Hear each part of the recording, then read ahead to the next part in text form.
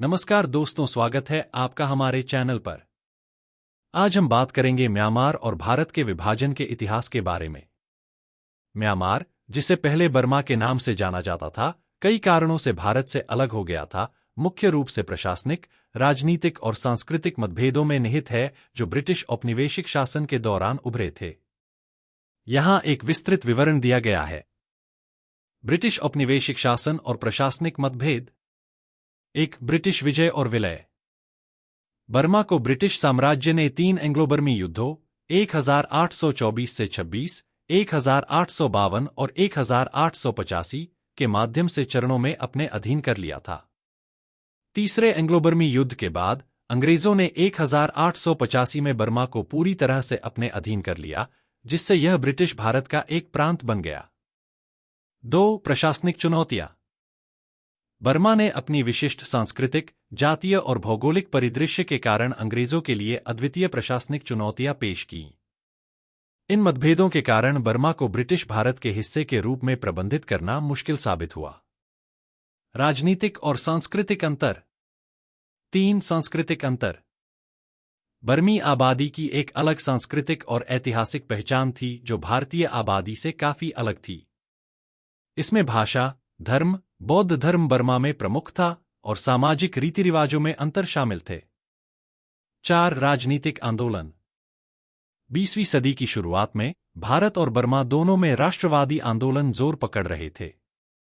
हालांकि इन आंदोलनों की प्रकृति और मांगें अलग अलग थीं। बर्मी राष्ट्रवादियों ने स्वतंत्रता की मांग की, लेकिन जरूरी नहीं कि उनके लक्ष्य भारतीय राष्ट्रवादियों के लक्ष्यों से मेल खाते हों। 1935 का भारत अधिनियम। 5. भारत सरकार अधिनियम 1935।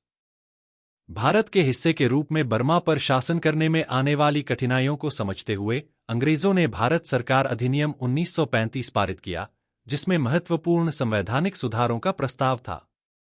इस अधिनियम के प्रमुख प्रावधानों में से एक बर्मा को ब्रिटिश भारत से अलग करके इसे एक अलग उपनिवेश के रूप में स्थापित करना था। 6. एक अलग उपनिवेश के रूप में स्थापना। 1 अप्रैल 1937 को बर्मा आधिकारिक तौर पर अपने स्वयं के प्रशासन के साथ एक अलग ब्रिटिश उपनिवेश बन गया। इस कदम का उद्देश्य बर्मा की अनूठी परिस्थितियों के अनुरूप अधिक प्रभावी शासन की अनुमति देना था। स्वतंत्रता का मार्ग। 7. द्वितीय विश्व युद्ध का प्रभाव।